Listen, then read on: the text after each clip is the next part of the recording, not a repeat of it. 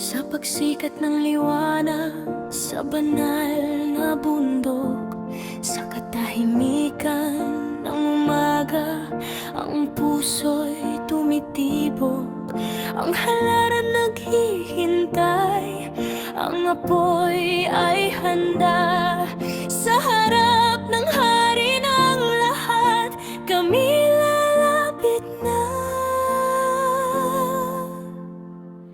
Isang tupang inilalapit, pusilak wagas at walang kapintasan, walang dungis, walang bahid ng karimlan. Sa gisag ng kaluluwang sa'yo'y nag-aalay ng tanan. O Abay hawak, makapangyarihan, ikaw ang nagtakda ng banal na kautusan. Sa apoy ng handog, iyong itinuro sa amin, ng pagsunod ay higit kaysa salita at awitin. Ang kutsilyo'y bumaba, ang dugo'y umagos, tahimik ang langit, ang lupa'y nanginginig sa takot, sapagkat ang buhay ay nasa dugo na iyong nilikha. At sa bawat patak nito'y tipan mo'y naaalala. Sa halaran, ang apoy ay nagalab, liyab na sumasayaw sa utos ng iyong galak. Ang laman ay tinupok, ang usok ay umakyat, isang samyo ng pagsuko sa iyo'y naglalakbay. Hindi lamang tupang sa apoy nasusunog, kundi ang aming pagmamataas, galit at paglayo.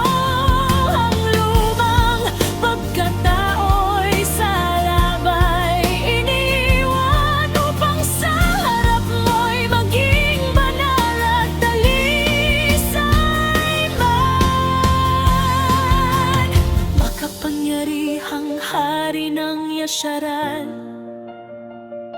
ikaw ang alahaya ng 12 lipi magpakailanman. Sa apoy ng handog, kami iyong pinapaalala na ikaw ang nagligtas, hindi ang aming lakas o gawa.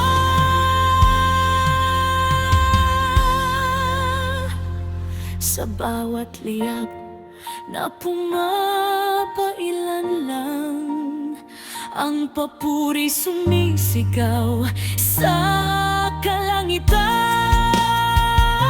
Banal, banal, banal ang Abay Hawa, ang buong nilikha'y nanginginig sa iyong galak. Ang usok ay umaakyat na panahon, ang langit tinatawid ang ulap, tinatagos ang hangin, hanggang sa iyong trono na napaliligiran ng liwanag. To'y aming sinisigaw, ang wagas na pagtalim at galak.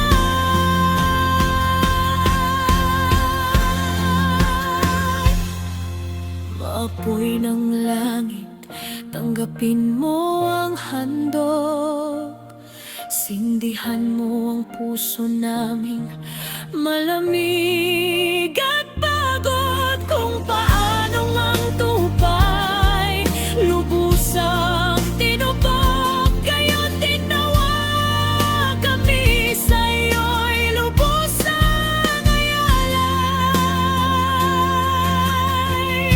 Wala nang hahawak sa aming paglakad, sapagkat ikaw ang apoy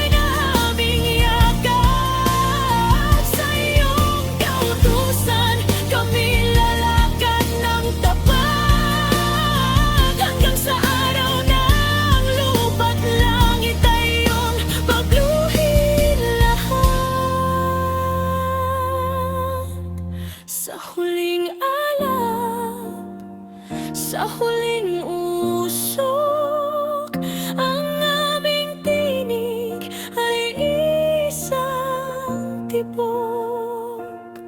Sa iyong kaharian, kapangyarihan at luwalhati, abay awawa, hari magpakailanman, ikaw lamang ang